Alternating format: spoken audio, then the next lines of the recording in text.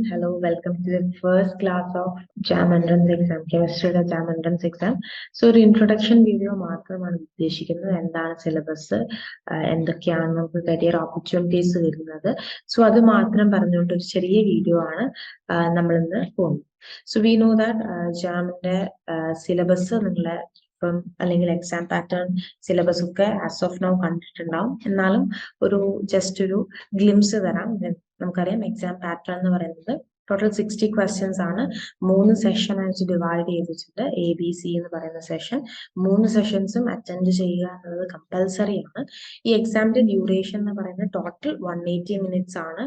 And നമുക്ക് വേറെ മീഡിയത്തിലൊന്നും exam എഴുതാനായിട്ട് പറ്റില്ല. ഇംഗ്ലീഷ് മീഡിയം തന്നെയാണ് എക്സാമിനേഷൻ ഉള്ളത്.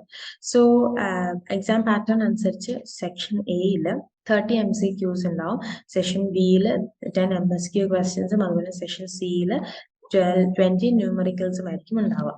And coming to the marking system നമ്മൾ പറയുകയാണെങ്കിൽ സെഷൻ എയിലെ ആദ്യത്തെ 10 ക്വസ്റ്റ്യൻസിന് 1 മാർക്കും പിന്നെയുള്ള 20 ക്വസ്റ്റ്യൻസിന് 2 മാർക്സും ആയിരിക്കും.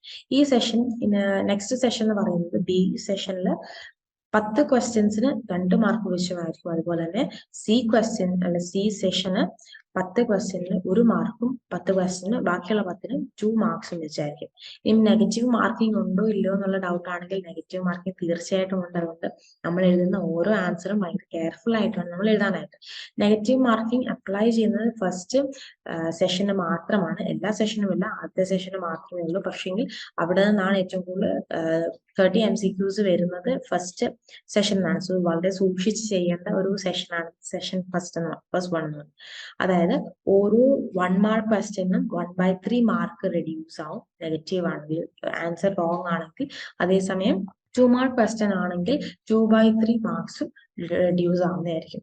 സോ ഇതാണ് നമ്മളുടെ എക്സാം പാറ്റേൺ എന്നത്. ആൻഡ് ഇത് കഴിഞ്ഞിട്ടുണ്ടെങ്കിൽ നമ്മളുടെ ഈ എക്സാം അല്ലെങ്കിൽ MSc കഴിഞ്ഞിട്ട് എന്താണ് ജോലി സാധ്യത എന്ന് പറയുന്നത് വലിയൊരു ക്വസ്റ്റ്യൻ ആണ്. What is A career and opportunities after completing MSc എന്ന് പറയുന്ന വലിയൊരു ക്വസ്റ്റ്യൻ ആയിട്ട് നിൽക്കുന്ന ഒരു ടൈമാണ്.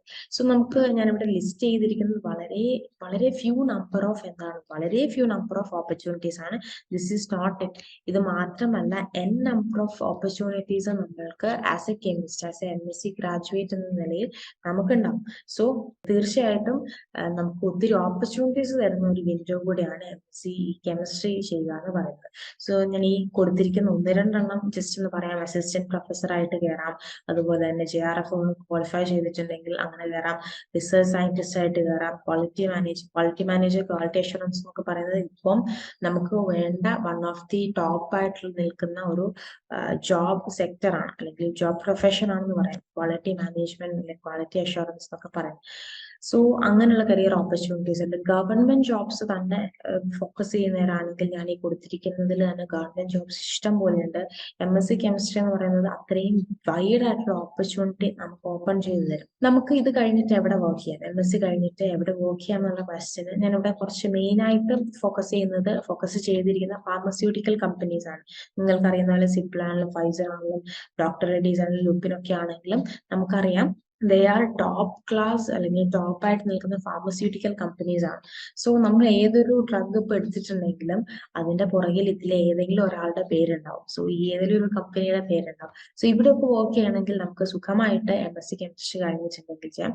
അവിടെ മാത്രമല്ല, ഈ കൊടുത്തിരിക്കുന്ന ബാക്കിയുള്ള കമ്പനീസ് ഒക്കെ അവർക്ക് വേക്കൻസീസ് സ്ഥിരമായിട്ട് വരുന്നതാണ്. MSc ഗ്രാജുവേറ്റ്സിന് ഭയങ്കര അത്യാവശ്യമുള്ളൊരു ടൈം കൂടിയാണ്. സോ അങ്ങനെയുള്ള കരിയർ ഓപ്പർച്യൂണിറ്റീസ് ഇഷ്ടം പോലെയുണ്ട് നമുക്ക് MSc കെമിസ്ട്രി കഴിഞ്ഞാൽ. നെക്സ്റ്റ് വരുന്നത് ഇതിന്റെ ഇമ്പോർട്ടൻ്റ് ഈ വീഡിയോ ചെയ്യാൻ തന്നെ മെയിൻ ആയിട്ട് ഉദ്ദേശിച്ചിരിക്കുന്നത് ഈ സിലബസ് ഡിസ്കസ് ചെയ്യാൻ വേണ്ടിയിട്ടാണ്. സോ നമ്മൾക്കറിയാം നമ്മളുടെ കെമിസ്ട്രി 3 ബ്രാഞ്ച് ആയിട്ട് ഡിവൈഡ് ചെയ്യാം: ഫിസിക്കൽ, ഓർഗാനിക് ആൻഡ് ഇൻഓർഗാനിക്. അതിനകത്തുനിന്ന് കുറേ ടോപ്പിക്സുകൾ ഈ കൊടുത്തിരിക്കുന്ന ഓരോന്നും ഓരോ മൊഡ്യൂളുകളാണ്. അതായത് ഫോർ എക്സാമ്പിൾ ഫിസിക്കൽ കെമിസ്ട്രിയിൽ ഒരു മൊഡ്യൂളാണിത് atomic and molecular structure, electrochemistry, spectroscopy, absorption, kinetics എന്നൊക്കെ പറഞ്ഞിട്ട് ഓരോ മൊഡ്യൂളുകളാണ്. സോ ഓർഗാനിക് കെമിസ്ട്രിയിലെയും ഇൻഓർഗാനിക് കെമിസ്ട്രിയിലെയും ഫിസിക്കൽ കെമിസ്ട്രിയിലും ഒക്കെ മേജർ ആയിട്ടുള്ള ആയിട്ടുള്ള ഓൾമോസ്റ്റ് ഓൾ പോർഷൻസും എവിടെ കവർ ചെയ്യുന്നുണ്ട്, ഈ എൻട്രൻസ് എക്സാമിന്റെ സിലബസിൽ കവർ ചെയ്യുന്നുണ്ട്. സോ നമുക്ക് എല്ലാ ചാപ്റ്ററും അല്ലെങ്കിൽ എല്ലാ മൊഡ്യൂളും കോൺസെപ്റ്റും പഠിക്കാം, അതുപോലെ തന്നെ പ്രീവിയസ് ഇയർ ക്വസ്റ്റ്യൻ പേപ്പർ ചെയ്യാം, അതുപോലെ തന്നെ നമുക്ക് എന്ത് ചെയ്യാം, പ്രോബ്ലം സോൾവിങ് ക്ലാസ്സസ് ഉണ്ടാവും. സോ ഓരോ സെഷൻസ് കഴിയുമ്പം നിങ്ങൾ കുറച്ചും കൂടെ കോൺഫിഡന്റ് ആവും, നിങ്ങൾ എങ്ങനെ എക്സാം എഴുതണമെന്ന് മനസ്സിലാവും, കോൺസെപ്റ്റ് ക്ലിയർ ആയാൽ അതുപോലുള്ള പ്രോബ്ലംസ് ചെയ്യാൻ പറ്റും. ഈ പ്രോബ്ലംസ് ചെയ്യുന്ന കോൺഫിഡന്റ് ആയി കഴിയുമ്പോൾ നമുക്ക് എങ്ങോട്ട് പോകാൻ പറ്റും, പ്രീവിയസ് ഇയർ ക്വസ്റ്റ്യൻ പേപ്പറിലോട്ട് പോകാം. സോ നമുക്കൊരു സിസ്റ്റമാറ്റിക് ആയിട്ടുള്ള വേ ഉണ്ടെങ്കിൽ four sure we can crack it. ഈ എക്സാം സക്സസിന് വേണ്ടിയിട്ട് നമ്മൾ ഒത്തിരി നേരം ഇരുന്ന് 24 മണിക്കൂർ 20 മണിക്കൂർ ഇരുന്ന് പഠിച്ചിട്ട് മാത്രം കാര്യമൊന്നുമില്ല. അതുകൊണ്ട് നമുക്ക് എന്ത് ചെയ്യാൻ പറ്റില്ല, ഒരു സക്സസ് കിട്ടുമെന്ന് ഉറപ്പ് പറയാൻ പറ്റില്ല. പക്ഷെങ്കിൽ കുറച്ച് ട്രിക്സ് യൂസ് ചെയ്ത് പ്രോപ്പറായിട്ട് ഒരു കൺസിസ്റ്റന്റ് ആയിട്ടുള്ള ഒരു സ്റ്റഡിയാണ് നടത്തുന്നതെങ്കിൽ for sure we can claim, അല്ലെങ്കിൽ നമുക്ക് സക്സസിനെ ക്ലെയിം ചെയ്യാനായിട്ട് പറ്റും. ഞാൻ ഒന്ന് രണ്ട് കാര്യം പറയാം. അതിനകത്ത് ഒരു കാര്യമാണ്, നമ്മൾ പറയാം ടൈം ടേബിൾ ഉണ്ടാക്കി പഠിക്കണം, അങ്ങനെ പഠിക്കണം, ഇങ്ങനെ പഠിക്കണം. അങ്ങനെ ഒന്നും പഠിക്കാൻ നിൽക്കാതെ നമുക്ക് കിട്ടുന്ന സമയം ഈ ജാനുവരി ഫെബ്രുവരി ഒക്കെ ആകുമ്പോഴത്തെ നമുക്ക് എക്സാം ആവും. സോ ഇപ്പൊ കിട്ടുന്ന ആ ടൈം, മോസ്റ്റ് ടൈം എന്ത് ചെയ്യണം, സ്റ്റഡീന് വേണ്ടി മാത്രം യൂസ് ചെയ്യണം. അതുപോലെ തന്നെ you have to deal with your stress. Exam വരുന്നുണ്ട്, അതുകൊണ്ട് ഞാൻ ഇങ്ങനെ പാസ്സാകുമോ, എനിക്ക് കിട്ടുമോ എന്നുള്ള സ്ട്രെസ് ഒക്കെ ഒന്ന് മാറ്റി വെച്ച് കാം ആൻഡ് കൂൾ ആയിട്ടുള്ള മൈൻഡിൽ ഇരുന്ന് പഠിക്കുക. അല്ലെങ്കിൽ സ്ട്രെസ് വെച്ച് നമ്മൾ പഠിക്കാൻ ഇരുന്നിട്ടുണ്ടെങ്കിൽ എന്താ, അത് നമ്മളുടെ എഫിഷ്യൻസിനെ കുറയ്ക്കും. സോ അത് ശ്രദ്ധിക്കുക. ഇപ്പം നമുക്കറിയാത്തൊരു കാര്യമാണ്, ബേസിക് നിങ്ങൾ BSc കഴിഞ്ഞവരാണ്, പക്ഷെങ്കിൽ ഡിഗ്രി കഴിഞ്ഞവരാണ്, പക്ഷെ ചിലവർക്ക് എന്തുണ്ടാവും, ബേസിക്സിൽ ബുദ്ധിമുട്ടുണ്ടാവും.